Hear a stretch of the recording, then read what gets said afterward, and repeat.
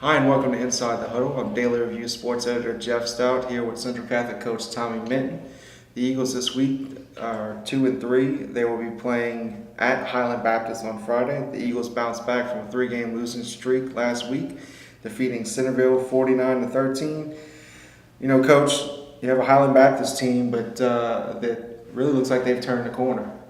Well, the last 2 weeks they've played really good football, and I think it goes back to them changing their offense back to what they've done the last few years. They started the season trying to run some different stuff on offense, and it wasn't suiting their personnel, I don't think. The last 2 weeks their running back, Briante Green, has really broke out and had big games, over 300 yards both weeks. Obviously he's the guy, but any other weapons you see on offense for them? Well, I mean, the tailback number 5, Ray Johnson Jr. is a good football player. He plays wingback, plays tailback. They get him the ball in the passing game some. They get him the ball in the run game, and he's a good complement to Griffin. But everything they do centers around Griffin. I mean, he carried the ball 40 times last week, and for a high school running back to carry the ball 40 times, I mean, he's a load. He's a workhorse. I know you had said that talking a couple of weeks ago about big plays and limiting those. I'm sure it's very key this week to keep his yardage. You know, he's going to get yardage, but keep it between the 20s. Exactly. We want to keep him out the end zone. We want to make him earn every yard. And, the key thing is tackling. He makes a lot of yardage after first contact, and we got to tackle, and we got to keep getting hats on him, and keeping him from breaking the big one is going to be the key. As far as defense, what do they do? Defense, they're a 4-man front, and we feel like we have some good matchups with our offense. The last 2 weeks, they've given up 94 points. So that tells you right there that they have had some problems stopping people, and we got to make drives count. We got to get points off of drives because with the Griffin kid, he scares you with his big playability, and any time he can break out. So we got to make every possession count for us on offense.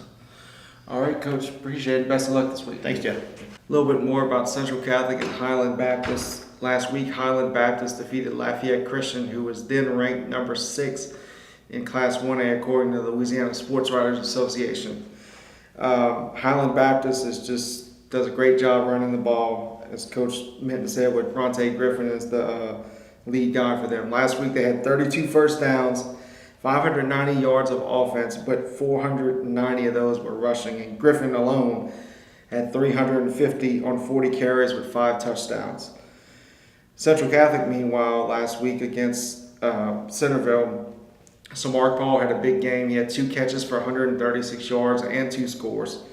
Blake Byrne completed both of his passes for 136 yards and 2 touchdowns with no picks. And Daviandre Bias led the rushing attack with 72 yards and a touchdown. This season, Chris Singleton, although he's been out with an injury, he's out last week after he was injured the Lafayette Christian game, still leads the team in rushing with 393 yards and 8 touchdowns. Coach Minton said last week it would be 2 to 3 weeks he would be out. Bailey Batto, who filled in last week, along with starting the other games, has 352 yards and 4 scores this year. Quarterback Blake Byrne has thrown for 599 yards with 5 touchdowns and 4 interceptions this year. While Paul leads the receivers with 276 yards and 3 scores, Greg Lachey also has 222 yards and 2 scores. Meanwhile, on Thursday night, the big matchup in the area will feature Berwick facing Patterson.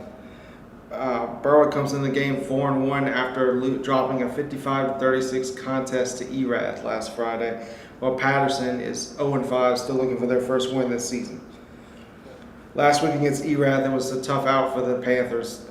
Erath just gashed the Berwick defense with their ground game, 604 yards and 8 touchdowns as a team rushing. Elijah Mitchell led that charge. He's one of the top running backs in the state. He's committed to UL Lafayette. He had 336 yards and 6 touchdowns. Berwick, even though they dropped the 55-36 contest, they still gave Erath all they wanted. They kept scoring, and Erath kept having to counter. And in the loss, Berwick had 476 yards of offense, 402 of those passing. Mitchell Sanford threw for 377 yards on 15 of 22 completions with 3 touchdowns and 1 interception. Panthers also had 200-yard receivers, Josh Carver with 136 yards and Keenan Jones with 108 yards and a score. Josh Jones and Toby Everidge each had 2 touchdowns apiece for the Panthers. Meanwhile, Kaplan defeated Patterson 45-20. Kaplan came into the game ranked number 7 in the latest LSWA Class 3A poll. For Patterson, Dontre Nicholas led the run game last week, while Hector Talento led the pass game and Jordan Butler the receivers.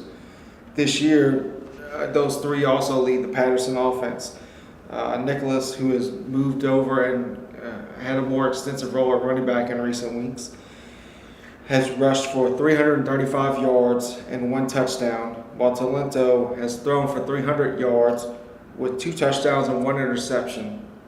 And Butler has caught 314 yards worth of passes and has scored 3 touchdowns.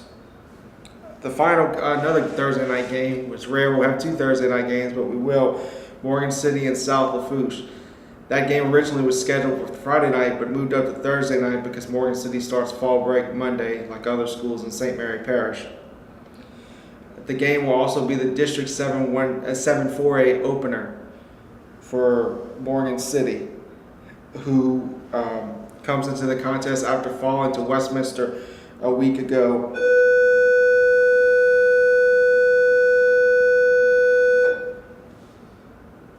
Let me just start over with the Morgan City. Yeah. Morgan City will open. Okay.